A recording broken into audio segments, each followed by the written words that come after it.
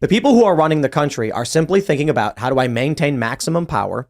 And they view themselves as the American people are, it's like an ant farm or a chicken coop. I like using the chicken coop analogy. They need more eggs to have an egg fight with people in China, and they don't care that much about the chickens. I mean, they don't want the chickens to die, but when a chicken dies, they're like, well, I'll just get another one, right? Whatever. So let me explain something about it so everyone can understand. I can explain it in the best way that I can relative to my business.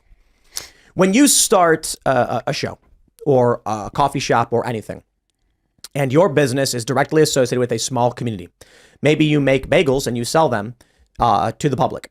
You know that you have about 1,000 regular customers, and then you have maybe like 2,000 people who come and go that you'll never see before on average. They'll visit your shop one time, never come back.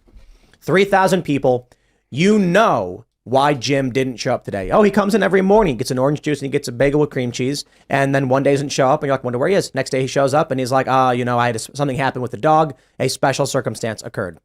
As your business gets bigger, you start to notice that the weather has profound impacts.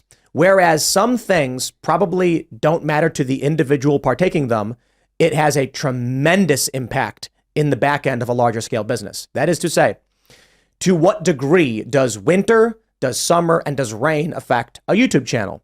Now, most people who are fans of the show watch the show all the time, but one person will simply say, you know what? It's really nice this Friday night. I'm going to go out and hang out with my friends. I'll catch Timcast IRL later. But guess what? This is replicated by 3 to 7% of our viewer base. I cannot address the single individual who doesn't show up for whatever reason. And most people probably think this one person not showing up doesn't matter. But in the back end, when you have a scale of 1 million plus viewers, you actually can see insane trends. So this actually plays to what AI tracks as well.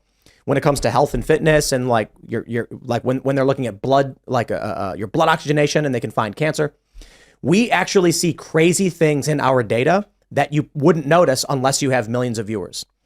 And then you're like, nothing you can do about it. It's hard to get super. I don't know. It's kind of hard to explain, but the general idea is we can see weather patterns in viewership, and then I can correlate. Oh, viewership was down in this region. I bet it was sunny out and 65 degrees. And then sure enough, we can see that's right. In Southern California, it was a beautiful day. No, that's obvious. What's that? Viewership was really high today. I bet it rained. And then we check. Yep, rained. More people watch. So when you're in government, relate these things. You are thinking about, we want more oil. More oil means more money. More money means more power. More power means we control more regions. They are not thinking about you as a human being and your child. So when it comes to issues of like, why do they want to sterilize kids? Why do they want to abort kids? Because they don't care about you as an individual. Your life is meaningless. They're looking for a 7% return on their investment. Nothing else matters. They're looking at their chicken coop and saying, this new feed is going to kill off 20% of the chickens, but they're going to lay twice as many eggs. So we're actually getting more eggs. Because 20% less chickens means 20% less eggs. But for the chickens that survive, we're getting 2 times the eggs. So this is even better. They don't care about you. This is how government at scale works. They will sacrifice you. Your individual pattern of behaviors is meaningless to them. And they will just simply maximize economic output to the detriment of large swaths of the population. That being said, fair point, man. When Matt Gaetz was here, he said something very important that I hope people understand. We were all laughing and cheering for a government shutdown. We as fans of Matt Gaetz and his work in Congress, not constituents in Florida, but fans of the work he does, I was like, this is fantastic. Here's a guy who's sticking it to the government. It's going to cause a shutdown. Guess what? I don't care if the government shuts down. Doesn't hurt me. Guess what? Disabled veterans, very scared.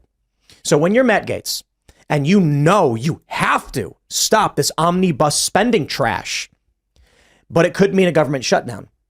And then comes a knock on your door and there is a disabled veteran and he says, please don't take my paycheck from me. I have given everything. What more must I give? And he's got him there. And then Matt has to say, my friend, I understand and I'm sorry. We have to do this.